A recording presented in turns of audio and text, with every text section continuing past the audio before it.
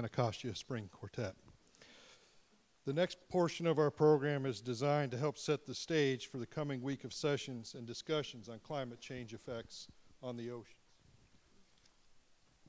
To help us think about this important topic, we've asked a panel of distinguished scientists and science journalists to have a fast-paced panel discussion on some key issues they are tracking this week and why. Allow me to introduce Nancy Barron, who will moderate the panel as soon as we get the microphone fixed. I'd like to ask the panel and the journalists to make their way up here at this time. Thank you.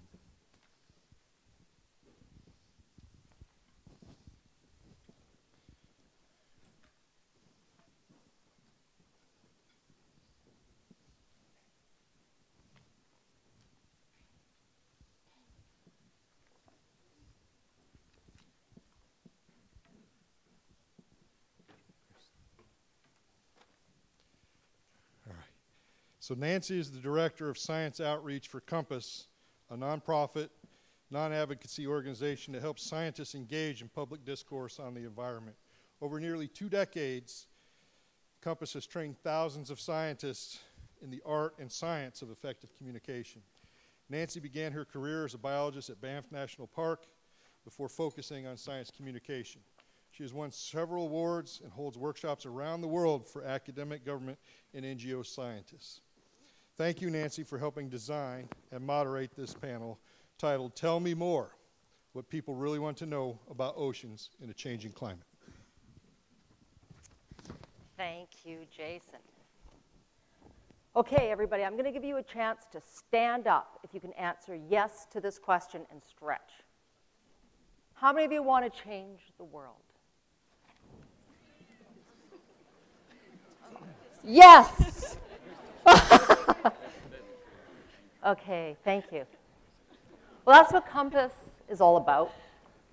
We're about working with scientists who want to change the world. And we're here this week to kickstart some conversations, new conversations, and catalyze connections, which is why we have designed this panel, bringing in journalists to start to make us think about the bigger picture. You're about to do this really deep dive into 5 days worth of exploring the edges of what we know and sharing it. But first, let's zoom out and begin with thinking, how can we amplify scientific voices about the effects of climate on the ocean within this current social and political context? And maybe, just maybe, be heard. How do we bring this science to bear on addressing the challenges that lie ahead and kickstart action, or places where there's progress, accelerate it? This opening plenary is meant to both introduce some of the key challenges and pathways towards solutions. So in the next hour, we're going to explore the question, what do people really want to know? And that's why we've brought these journalists in, because they are proxies for what the public wants to know. They're not only conduits to all the audiences we want to reach, they're professional question askers. And so we've got them here to ask questions, to probe, to bring in the societal context, and to help us cut to the chase of what's important. So we're going to do this in 3 quick parts. First, we have a panel of distinguished speakers who are going to each present one key theme of the conference. Then, 5 equally distinguished journalists are going to pepper them with questions. And then we're going to deconstruct what just happened and ask the journalists, okay, so we're going to get to read their minds. What did they think was really interesting? What would they want to follow up on? What would they want to know more about? So before we launch into our mock press briefing from our experts, I just want to quickly introduce the journalists who are here. You can find out more about them in their biographies. David Malakoff is Deputy News Editor Science magazine, in charge of how scientists influence government policy and how government policy shapes science. Jessica Lieber is Deputy Managing Editor of Oceans Deeply, a digital media project dedicated to covering ocean health. Alec Jaw is a reporter from the UK, the longtime correspondent for science for The Guardian. He's also worked for BBC and ITV News, and he's the author of a book called Water. Cornelia Dean is a reporter for the New York Times and was for many years the science editor of the Times.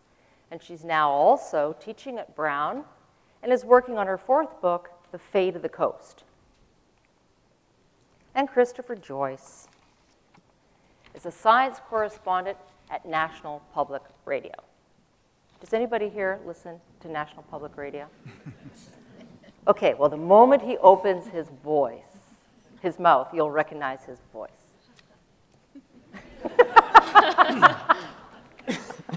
Okay, so let's begin our press briefing. Our panelists have traveled halfway around the world, and they've worked very hard to prepare these remarks. We're going to give them, as a reward, 3 whole minutes each to distill what they think is most important. We'll hold all questions from the journalists until they've each spoken. And I am going to time you. Our first speaker comes to us from the Food and Agriculture Organization of the United Nations in Rome. Manuel Barange is Director of the Fisheries and Aquaculture Policy and Resources Division. He will speak to food security and livelihoods. Thank you. Good morning. Let me tell you a story. I'm almost 57 years old, and for almost 20 years I worked on the impacts of climate change on species, ecosystems, and the global ocean. And I did so because I care for the ocean as a source of food and livelihoods, and because every year we'll have 50,000 new mouths joining the world that need to be fed and need a meaningful livelihood. My research showed what many of us now know. Species are changing, they are moving, ecosystems are changing, production centers are changing. And then I brought people into my models through management action, through trade dynamics, through economics, and through behavioral change. And to my surprise, the responses of society to climate change actually were more important than climate change itself. We have the capacity to amplify or minimize the impacts of climate change. And that's because adaptation works, but maladaptation works in the opposite way than originally intended. But adaptation to what purpose and by whom? According to what principles and what trade-offs are we prepared to accept? You see, what my model showed is something that social scientists know very well. We all have different hopes, aspirations, and expectations from the oceans. Do we maximize food production or employment or global peace? What is our objective is what matters. So 2 years ago, I left academia to work for the UN Food and Agriculture Organization, to work directly with countries, individually and collectively, to find adaptation frameworks that work for the majority of us. And this is what I learned. They say, if you always predict the worst, you'll be hailed as a prophet. I say, if we keep painting apocalyptic visions of climate change, or the idea that only my solution works, we freeze countries into inaction. Inaction means maladaptation. And then the countries stop being the change we need them to be. So my message to you today comes from a Welsh historian called Raymond Williams. His words were, the truly revolutionary thing is to make hope possible rather than despair convincing. That is really difficult. I now do this, and I ask you to do that too. Work for your organizations and with your countries to make their hope possible, to turn the challenge of climate change into an opportunity. Being positive works, but it will never make you a prophet. It depends on your priorities. Thank you.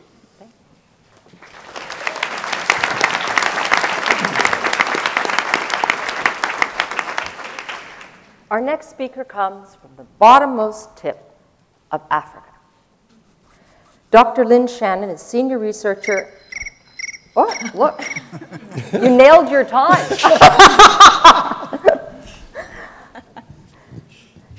Lynn Shannon is senior researcher at the Marine Research Institute at the University of Cape Town. She'll talk about how climate is disrupting food webs and what we need to do about it. Good morning. Oceans are warming, winds are changing, which is changing the upwelling of nutrient-rich water to our surfaces. Currents are changing, which is changing the distribution of heat in our oceans. Ocean acidification is occurring. These are all examples of ocean climate changes to which marine species are having to respond and to adapt. And the way in which we see these responses is through changes in the marine food webs. The composition of those food webs, so the way then in which it's structured, as well as the way in which the food web's functioning in terms of the predators and the prey, how they're interacting directly and indirectly. My key point today is that marine food webs are changing and that this really does matter. And I'm going to give you an example from down at the bottom of Southern Africa on exactly how important this is. So we've had a really productive sardine and anchovy fishery, and it's been based on our south and west coast. And what we've seen in the recent decade is a southward and eastward shift in those sardine and anchovy stocks, which is having major repercussions, as you can imagine, for a number of our predators as well as our fisheries. Now think of the African penguin, which is an endangered species. We have 4 seabird species endangered off our coast. And those penguins breeding on the west coast islands are unable to find sufficient food to feed their chicks. And this is having dire consequences on the African penguin population. Now I imagine, too, that you're a fisherman, and traditionally and historically, the fishing industry has been established at ports along the west coast of South Africa. And you're now having to travel 500 nautical miles further to find these fish, and then think of trucking them back on land, back to the factories, which are traditionally situated on the west coast of South Africa. This has huge repercussions for our industry. In fact, in Lambert's Bay on the west coast, one of our fish meal plants has actually been closed, and it's now a potato chip factory. So what can we do in response to these kind of changes? Well, we've been studying marine ecosystems and food web changes for decades now. We have a wealth of information at our fingertips. And really the secret lies in distilling this information into user-friendly forms that can be used by managers so that they can respond appropriately. And one way we're doing this is through what we call ecosystem indicators. An example is something like the average size of fish within a fish community. Indicators that something is changing within our food web, and early warning signals that perhaps an ecosystem disturbance is about to occur, or even an ecosystem collapse. And this information is needed in suitable forms for our managers to enable them to actually adapt to the changes that we're seeing within our food webs, both at the national, local, national level, as well as at the multinational level. Thank you. Thank you. You had 4 seconds to spare.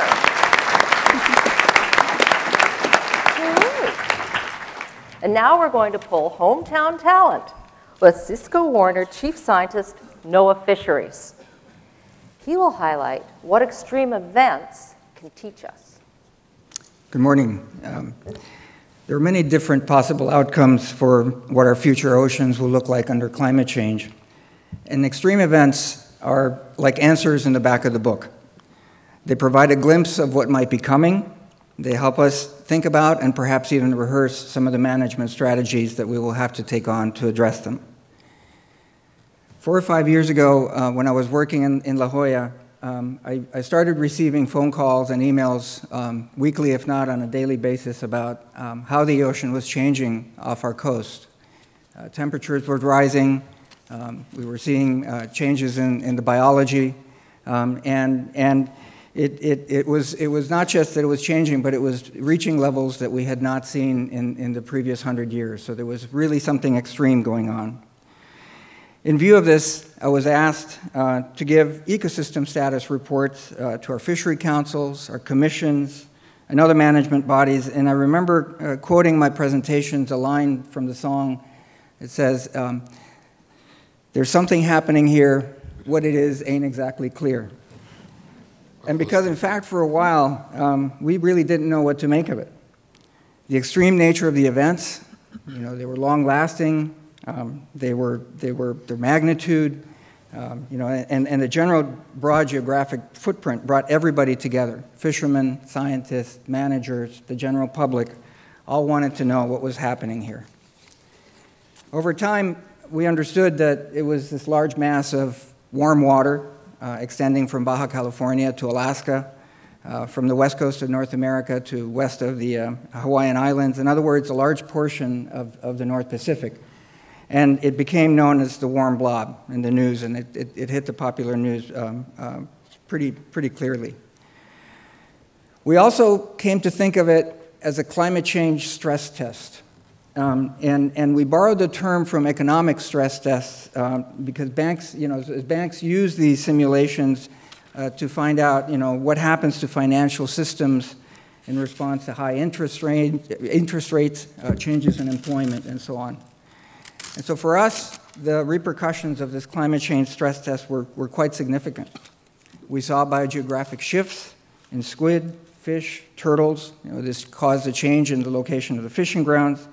There were unprecedented harmful algal blooms, resulting in mortalities of whales in Alaska. And fishery management approaches had to adjust in real time. And for example, there was a closure of the crab fishery of California that resulted in an impact of about $100 million in losses. In other words, the blob allowed us to witness what could happen when temperatures rise and other water properties change consistent with conditions that are within the ranges predicted by climate change models. While I focused on the warm blob, we know that there are extreme events all over the world. In some cases, they're referred to as marine heat waves, and they have other names. And I take the opportunity to just point out that tomorrow there's a whole session that focuses on extreme events. And returning to my opening remarks, extreme events, while impactful on the ecosystem, fishing industries, coastal communities depend on them, offer important clues and insights into what future conditions might look like and the resulting management strategies that we'll have to take. Thank you.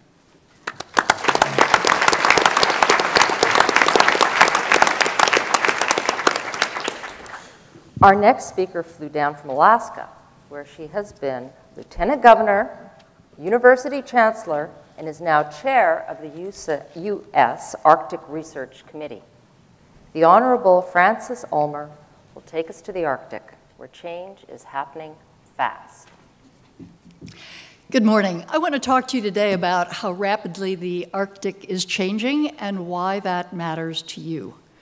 I've lived in Alaska for 40 years and I've traveled all over the Arctic, and I can tell you from personal experience how much the change is happening now. Warmer winters, wetter summers. The Arctic is warming 2 to 3 times the rate of other places on this planet. We're losing ice, land ice, sea ice, thawing permafrost, changing ocean chemistry, and impacts on the ecosystem that affect the people of the Arctic, the indigenous people, the Yupik, the Inupiat that rely on the marine mammals and the fish and the birds of that region. But it's not just the people of the Arctic. It's you, it's me, it's everybody. And let me give you a couple of examples as to why that is true. The Arctic kind of serves as the air conditioner for the planet. And unfortunately, our air conditioner is losing its power.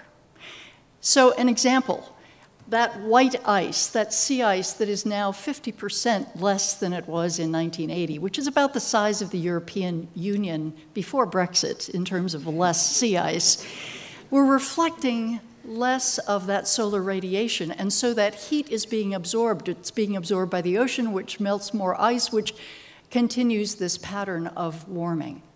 A second example of the loss of ice from glaciers and from the Greenland ice sheet that is increasing sea level. And we know that the rate of sea level is actually increasing and the kind of contribution that's coming from the Arctic.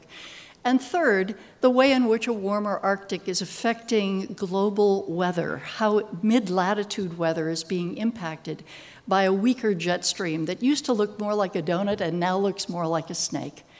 For all of these reasons, it's incredibly important that we all focus on Arctic change, better understand it, invest in the science and research that helps us not only understand what's happening there, but how it's impacting other places, and then communicate that in a more effective way.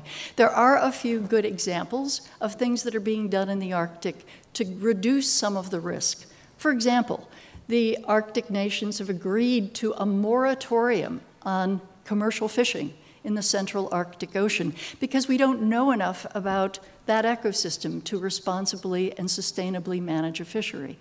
The Arctic Council has adopted agreements like on search and rescue and on responding to oil spills, and a brand new international cooperation for Arctic research that just became effective May 23rd.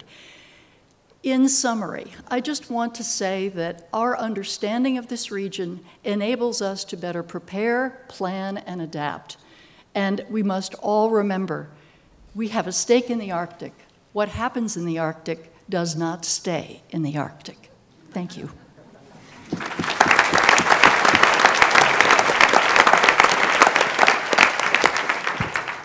Our last speaker comes to us from Australia.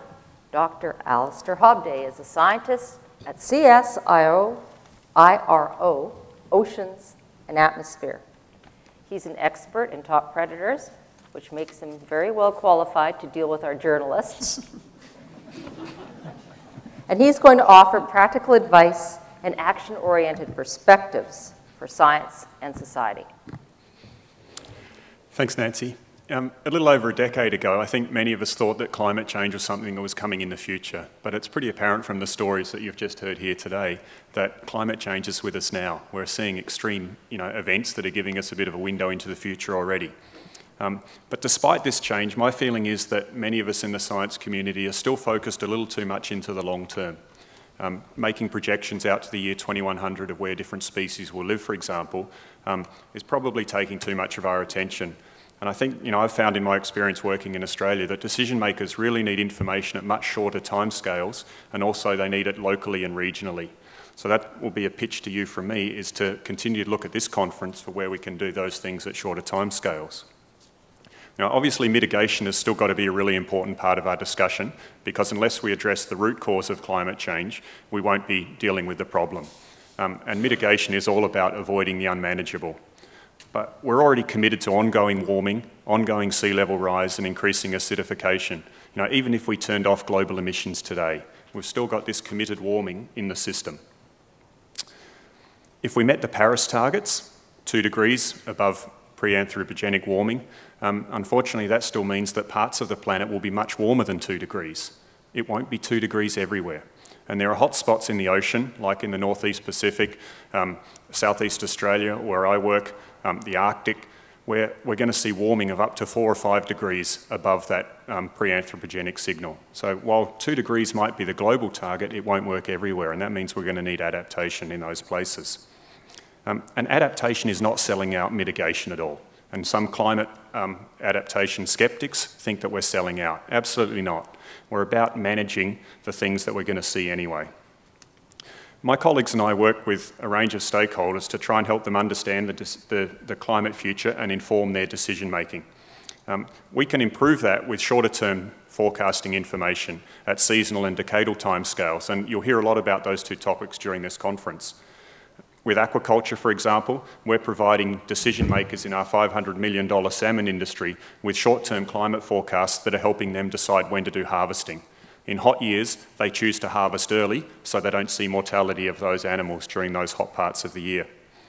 With fisheries managers, we're working to help them understand how to climate-proof their stock assessments, putting in climate information that will help those fisheries cope, adjusting jurisdictional boundaries that will help us understand how stocks will move. And with conservation managers, we're helping them reframe how they even think about conservation. Instead of moving from a preserve and protect mentality, helping them to decide when they would intervene in a system to actually affect change. And one example is working with managers of an albatross species that is threatened by climate change. Right now we've got artificial nests out on this island in Bass Strait in Tasmania, and that's improving breeding success by almost 2/3. So with a simple addition of one intervention, we're making more albatross to help them cope with climate change. So these examples are all showing how we're helping decision makers get ready for long-term climate change, and it's my strong view that by getting people to practice decision making on short timescales, they'll actually get better at making the long-term decisions when they need to. So I'd ask you to balance the effort that you spend investigating long-term impacts with things on these shorter timescales. I started in the long-term impacts area myself, and it makes for great publications, but it's not everything that our decision makers need. I'm pleased to see as I look through the conference program that in fact there was much greater effort at this conference than 3 years ago on looking at seasonal indicator forecasting efforts. We've also got to change the way that we do the typical science to end user pipeline. Getting your grant, doing your research, publishing a paper and then doing your engagement is too slow. You've got to involve stakeholders from the very beginning of that work, do your engagement through it, then help them with the decision, then if you've got time left over, do your high impact publication. I'd ask you to look for opportunities at this conference to have discussions with people who are working on shorter timescales and are dealing with adaptation, and ask you to balance your blue sky research with the practical support that we need for species, ecosystems, industries and communities. Thank you.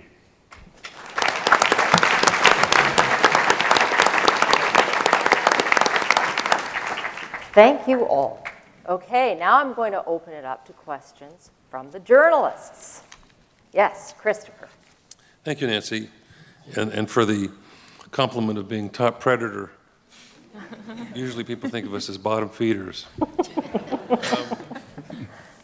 The world came together in 1992, and thank you for these descriptions and these addresses.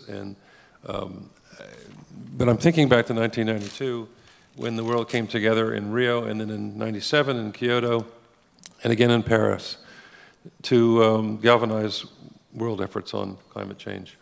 From my point of view, a lot of it focuses on emissions, on the energy economy, and on terrestrial biology. Do you think that the marine world, the world of science, the people who study the oceans, need their own version of a Kyoto or a Paris in order to focus attention on the part of the world that most people don't ever see? Who wants to answer that? Would be, how about Manuel? No. And I'll tell you why not. Because I think that we need to mainstream oceans into our psyche. We need to find solutions where oceans are part of those solutions, rather than find the solutions for the oceans separate from the solutions from other parts. That is one of the challenges that, for example, we have now with the Sustainable Development Goals, because we have one of them, SDG 14, which is about oceans. So we were all very proud. We have our oceans, SDG, this is it. But then, somewhat, it can be separated from the rest. And that's not what is good for us. I think that we need to mainstream things, put them in the same box, and find solutions for the entire world, not just for the land versus the ocean.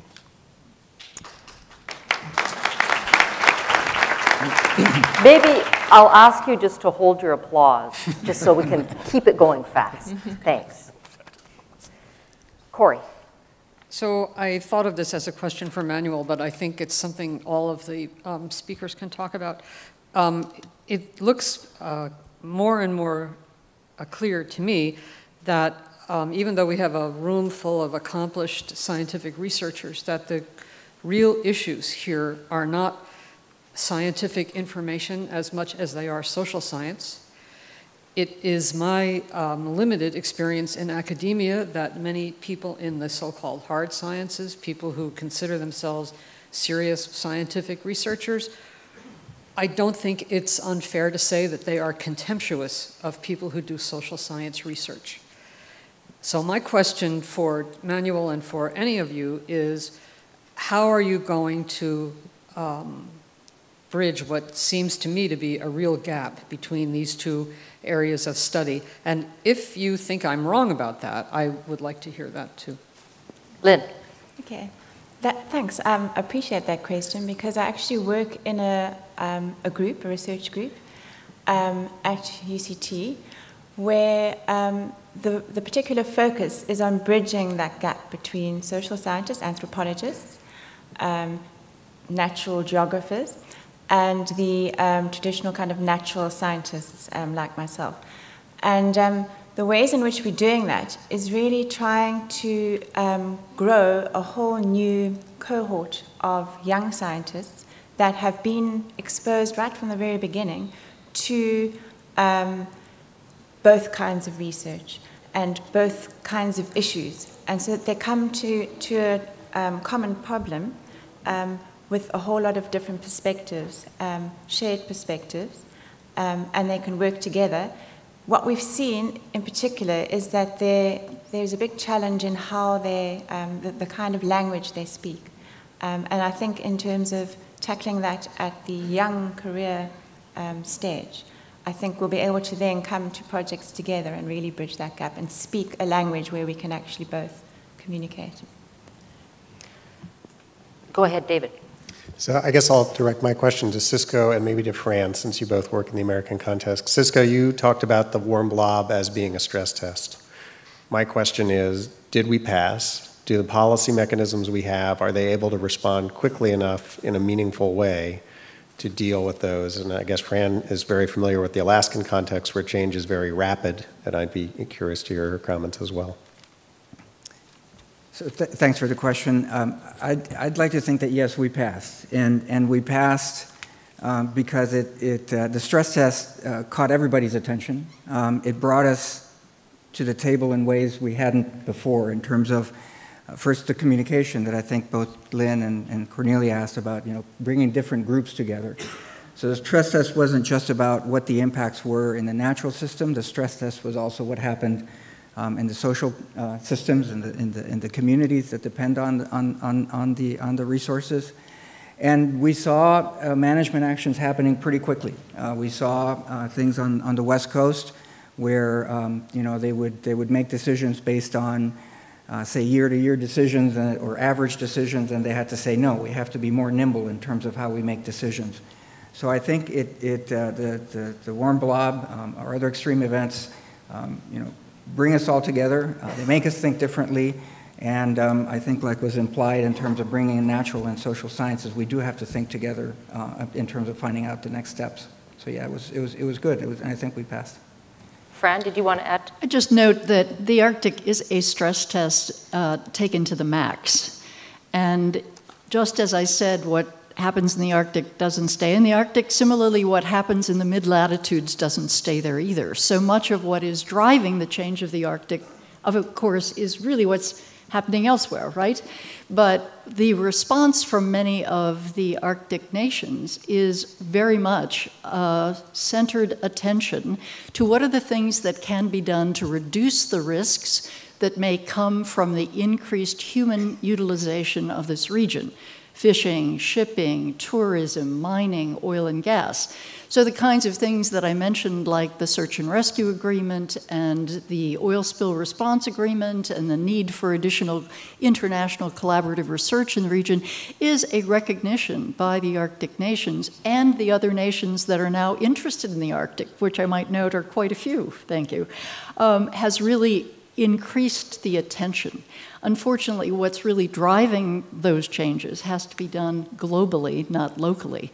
But the opportunity for the Arctic nations to work together and to encourage others to join forces is certainly something that is very much on the minds of the people who are in the Arctic space, both in government, in business, and in the nonprofit and academic worlds. Thank you. Alec and then Jessica. Manuel, I was really struck by some of the rhetoric in your comments. The inaction means maladaptation, and that if we focus on doomsday, it means countries go into inaction. But I'm still a bit unclear what you want people to do. Can you just give some examples, some concrete things that my readers can do to actually address some of the terrible challenges you're raising? Well, let me use the example of countries rather than individuals because it's a bit easier to understand. Countries want to work together, but sometimes they don't know that. They have to be told. So when there are countries that share resources, they do so sometimes very openly, and they have agreements, and they have arrangements so that they share the stuff. Sometimes they don't want to look at each other. They share it, but they don't say that they share it. So what happens when species move is that those that have had agreements in place because they recognize that they share things, they find it much easier to find a solution. Those that wore blinkers and they did not recognize that they were sharing something, suddenly they find themselves either enacting or making decisions such as, well, these were my fish in the first place. And that's what leads to maladaptation and conflict. So perhaps that's an example, and then we can take it ourselves.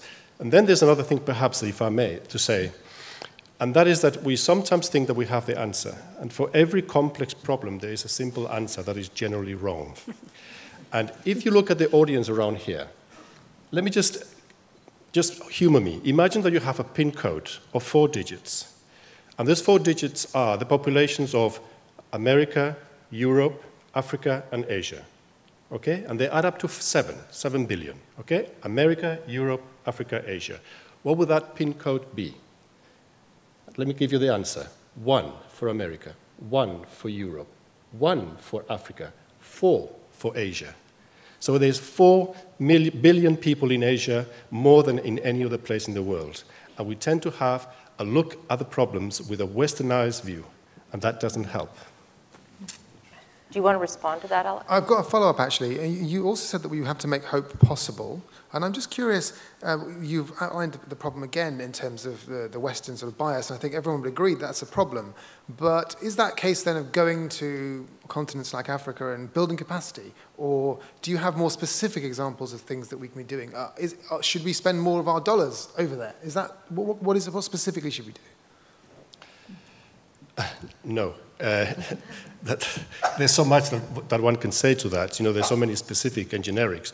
But, you know, the world tended to be 30 or 40 years ago very much separated into 2 blocks, you know, the developed world and the developing world, as we used to call it. Very separate, very different. And then the narrative was, we need to help the developing world in a very patronizing way, if I may say so. You know, just put money into them to help those people rise. Now, actually, we have a world that is entirely different. It is mostly middle class, mostly countries in the middle. The solutions need to be collective solutions. It's not about, oh, we need to invest there. No, we need to actually ask people what is it that they need and make the support for that to happen. And that can be done through individual actions. You know, FAO has lots of projects in very many countries around the world, sometimes very simple, you know, helping a farmer get the tools that they need to farm. Sometimes countries to get support to develop a policy. But the fact is, what matters is not about how do we give it to them, it's actually how we do it together. Jessica, next question. Yes, thank you. Alistair, I was very interested. You used this term climate adaptation skeptics, and I had never heard that term before. And it just seemed like an interesting point of tension. Do you face challenges when you're trying to implement these small-scale solutions like the artificial nests? And how do you go about having those discussions? Yeah. You know, as a community, we battled climate skeptics, right? And they were really a distraction to the game. We had to convince, you know, politicians, leaders, industries that climate change was real. And I think we're over that, but now there's this new group, the adaptation skeptics, and they're from within our own community, which is a bit of a worry to me. And it's the people who worry that if we take our eye off mitigation, we'll be you know, doing the wrong thing. And I do worry about that. If we're really good at adaptation, will it let the society off the hook? The way that I've kind of worked with it with conservation managers is trying to explain to them, you know, if they don't do any adaptation, their job might be counting the last albatross on a particular day in the future, and that won't have been a very satisfying career. So you can overcome the adaptation skeptic with reframing and offering them opportunities that they can actually have, you know, positive outcomes on a system that seemed pretty troubled. And if I could jump in and just ask a follow-up to that, a very practical insidery science community question. Are you telling this group that they should be throwing their papers up on preprint servers and not waiting for the publication process, going the route that physicists and many in the biological sciences are going now to sidestep the traditional peer review process and get their results out quickly to those who can use them? You know, I wouldn't even go that formal. You know the song "You Come From a Land Down Under"? We have a particular culture down there that I think makes us easygoing and happy people to get along with. And so we've found that there's a really easy way to build trust between managers and scientists, and that just means having more conversations. They don't need a scientific paper to get our best available information. So I think just many more conversations earlier in the scientific development process. Could I okay. just Fran? add one thing to that? You mentioned the word trust, and I want to just pick up on that for a second. I don't know how many in the audience today have ever had a personal conversation with an elected or an appointed official. But if you have never done that, I want to encourage you to do that. And I know that sounds scary, but actually elected officials are just like you and me. We are people who need to be educated and need to understand that what you know and what you have to offer can be useful to them.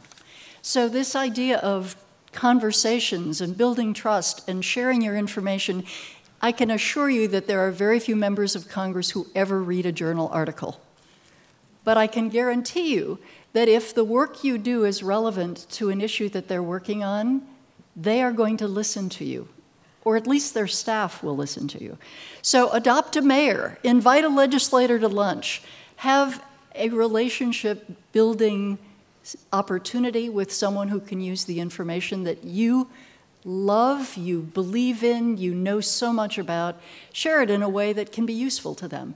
That, in addition to all the other science that you do, can move mountains. Believe me, it can happen. It happened to me as a mayor, I will just say that. So don't be afraid to talk to people who are in positions that can actually make decisions that you care about. A question actually for everybody, but everybody in the room. Do you find that you struggle sometimes threading the needle between the apocalyptics because you need to galvanize attention to the extremely rapid deterioration of the oceans due to climate change as well as other insults? On the other hand, being practical as Alistair is, for example, with short-term solutions, adaptation, it works. Let's not, because otherwise you face the future of eco-fatigue among the public, which is rampant. And I just wonder, do you lie awake at night thinking about which part of the pendulum do I want to swing on? Anybody? Lynn, you look like you have something to say. Well, I was just smiling because I think I swing both, actually.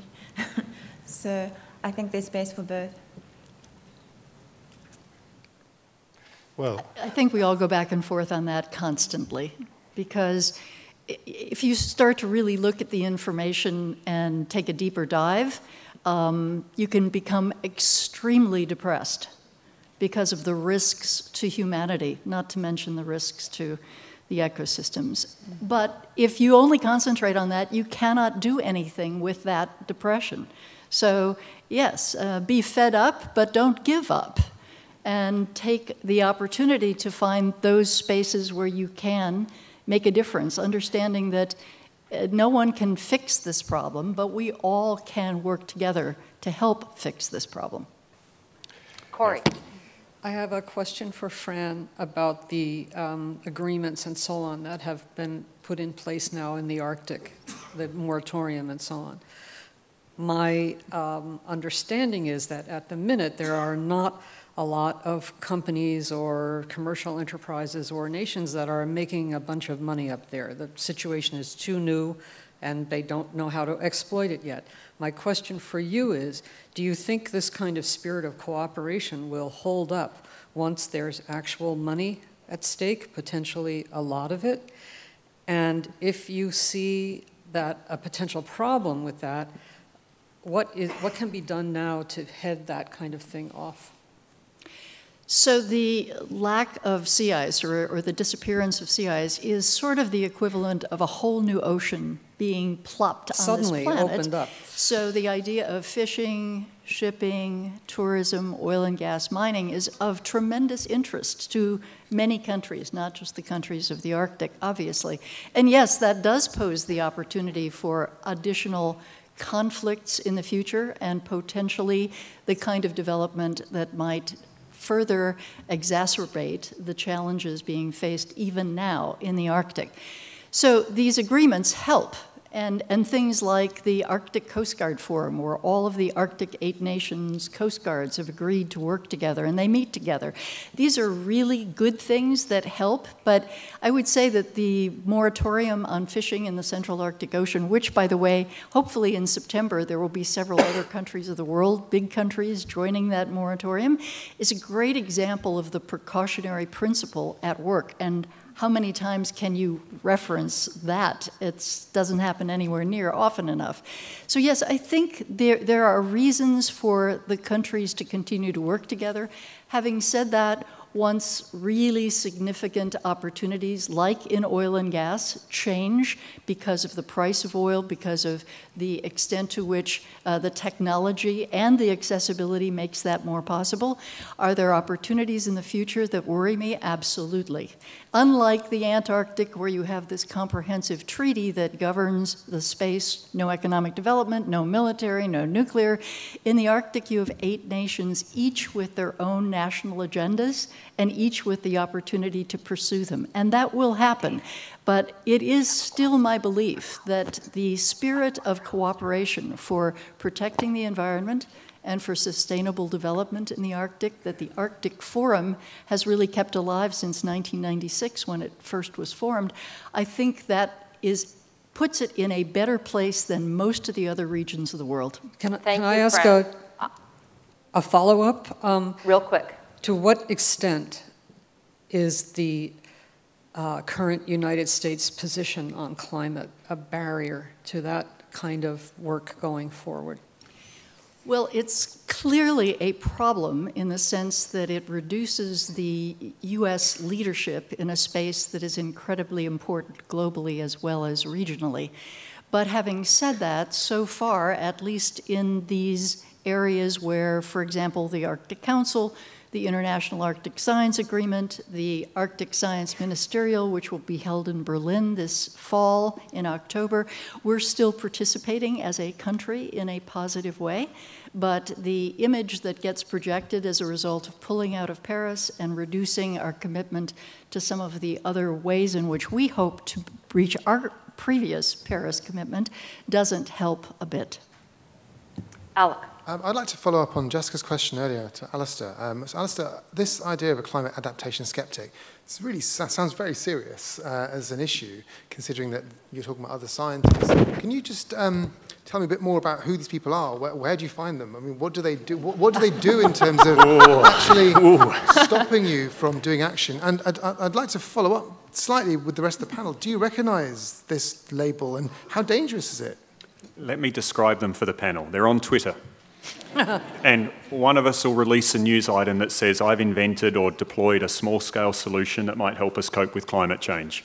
And the adaptation skeptic from our community comes out and says, that'll never work at scale. It's too small scale. You're never going to be able to roll that out. We've got to stick to mitigation. And they're particularly strong in the coral reef world at the moment. With arguing that we won't save, for example, the Great Barrier Reef. So look for them on Twitter. But they're also logically inconsistent, because if I had a solution today that was going to solve the whole Great Barrier Reef problem, would I be allowed to put it into the ocean today?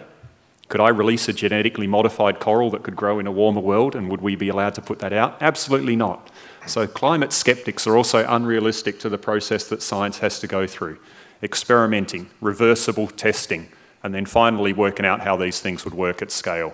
But look for them on Twitter, and you'll find that easily in response to climate adaptation stories. Yeah, Cisco, was there something you want to say?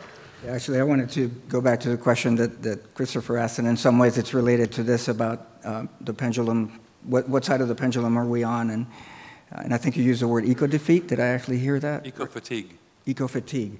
Perhaps it's more of a personal story in terms of where I am with this. About 10, 15 years ago, I taught a class, and you know, it was a class having to do with it was basically a doom and gloom class, and it was perfect. It was one of my best classes ever. And I made the point, and I had a young student come up, and she said, "Really, is it really that bad? And is there anything that we can do?" And I said, "No, that's it. We're done. We're cooked." I remember going home and losing sleep for about a week after that. What a wrong answer that was. It was a personal moment for me in terms of you know, first not really. I think it was brought up also in terms of, you know, who do you talk to and what are you saying, and I think that my personal trajectory or whatever has taken me to always try to find hope and ways forward, and I, you know, look at all the young kids here and all of that, and you know, I hope that what you get out of this meeting is actually a lot of hope in terms of what we can do, and also we look to you to see what you're gonna come up with, you know, things, you know, using big data and other things that didn't exist when we were around.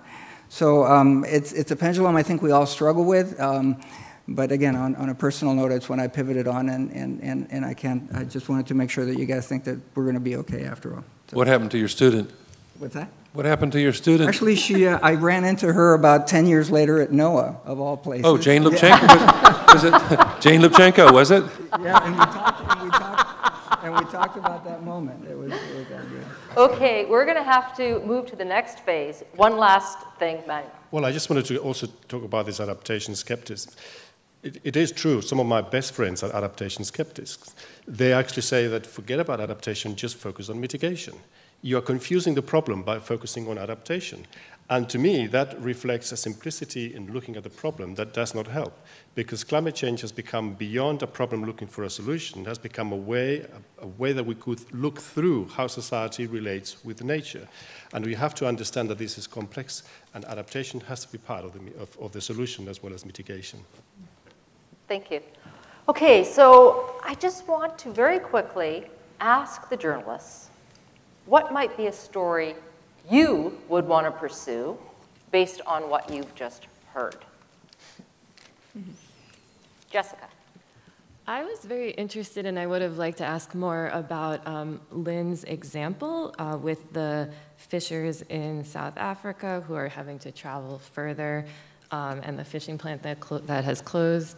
At Oceans Deeply, we're really interested in telling a story that illustrates some of the impacts and this complexity, and you know how this affects people. And if I could learn more about that, and I'd wonder who else was affected by that. Did it change what people could eat, for example, and whether they perceived it to be tied to climate change at all. So that would be like an interesting story that I'd want to like report more and learn more about. Okay, David. So a classic narrative form in journalism is called the tick-tock. A tick-tock story is a story that tells you moment by moment how a major decision was made or how a major event unfolded. You see these a lot after major shootings and hurricanes, you know, what happened. And so I actually think it would be interesting to do a tick-tock about a marine stress test. I think it would be interesting to go back and do a retrospective tick-tock on, you know, you're with the scientists when they realize something as strange is happening. Then you're with the policymaker when they're having to struggle with what are you going to do about it. You're with the businessman who's trying to figure out how do they restructure their business to confront this. I think it could be a new kind of tick-tock that I'm not sure we've ever seen before. Cool. Okay, so I was going to say the climate stress test too, because I just find it fascinating that such a thing exists, and I've never heard about it. And given how important economic stress tests are and how much they're reported, I think a climate stress test would be an interesting thing to report in the way that David's saying, but also as a way of making it an important topic for governments to actually take seriously, so that if there is one, then they'll take it seriously. And you won't let them get away with just knowing about it and just forgetting about it. And I think that's really interesting. And it'll be fascinating. I love details, and I think there'll be lots of details in that.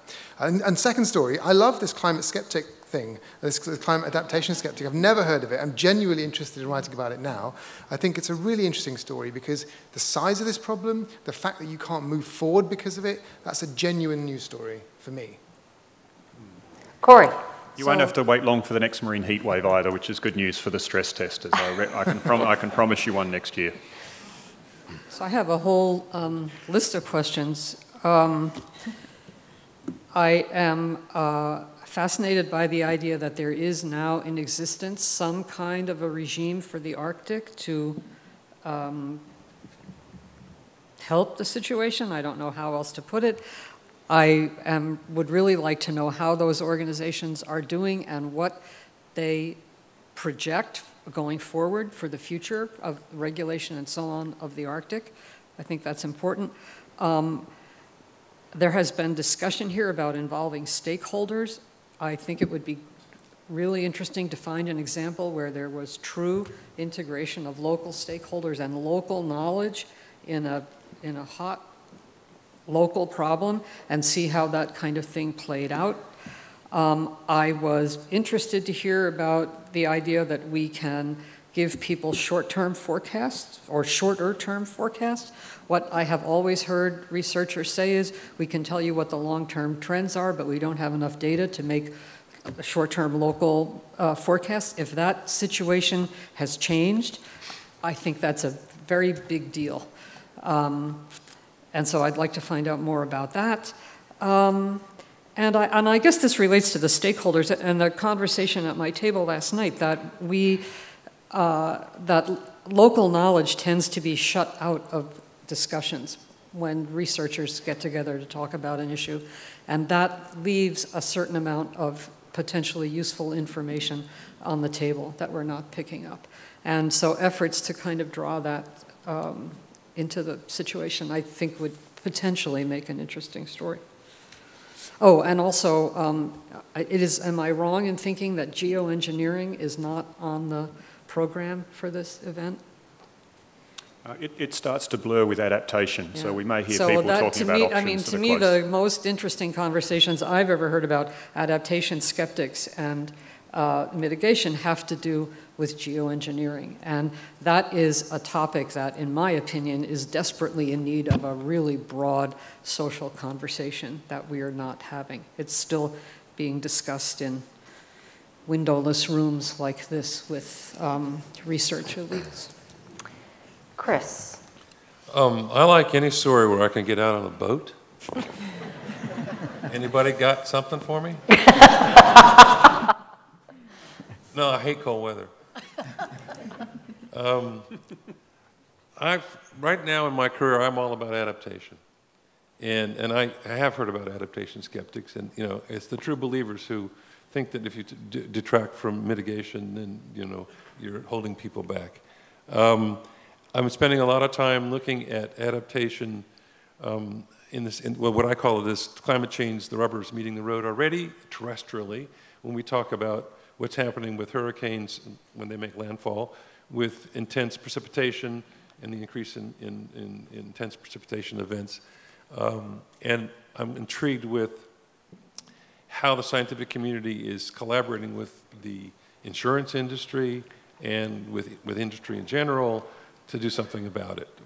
Plastic in the ocean is another one where nothing's going to happen until industry is brought in to develop substitutes and biodegradable plastics and that sort of thing. So I would love to pursue how adaptation can be accomplished in the ocean in a different kind of situation. You know, adaptation is something that happens within national borders by governments and states. You're dealing with a world that has no real borders. I mean, it has borders, but it's legally much more diffuse than the situation on land. So to me, I would pursue whatever all of you have to say about how does one work with adaptation in the marine world, because it seems to be quite different from what people are facing on land. All right, thank you. So I hope this has whetted your appetite to kick off lots of new conversations. You're going to have an opportunity to do this yourself, should you want to, tomorrow night at the reception with Norway, and we're having what we're calling a pitch pit, where these journalists will be there, and you can come forward and in 2 minutes tell them about something that you think might be an interesting science story, and they will do as they've done here. They'll tell you what they think is interesting or what they might want to follow up on. So we are weaving... Just one clarification. You bring your best ideas to me, and then your second best idea goes to the pitch pit. And we will also give free drinks to give you a little liquid courage to those who pitch their stories. You'll have a chance, too, to prep at lunchtime at the message box workshop, so you can practice, polish up your communication chops. Compass is offering that over the noon hour. I'd like to thank our panelists, journalists, and scientists together for an outstanding hour and really starting some of the important conversations that we hope will continue throughout the week.